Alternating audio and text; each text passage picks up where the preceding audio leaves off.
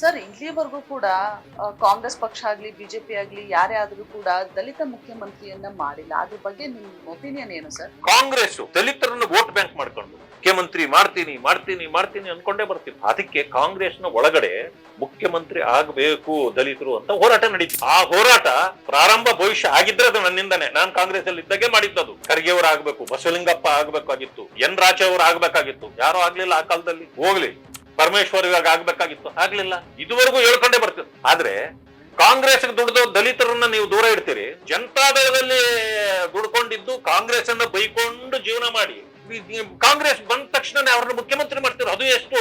ದೇವರಾಜ್ ಅರಸುಗಿಂತ ಹೆಚ್ಚು ದಿನಗಳು ಮಾಡ್ತೀರಿ. ಅಂದ್ರೆ ಎಷ್ಟು ವೀಕ್ನೆಸ್ ಇದೆ ನಿಮ್ದು. Your weaker than the Janata Dal.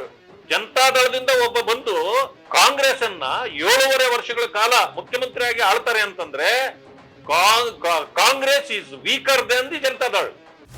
ಪೂರ್ತಿ ಎಪಿಸೋಡ್ ನೋಡಲು first view Kannada channel subscribe ಮಾಡಿ.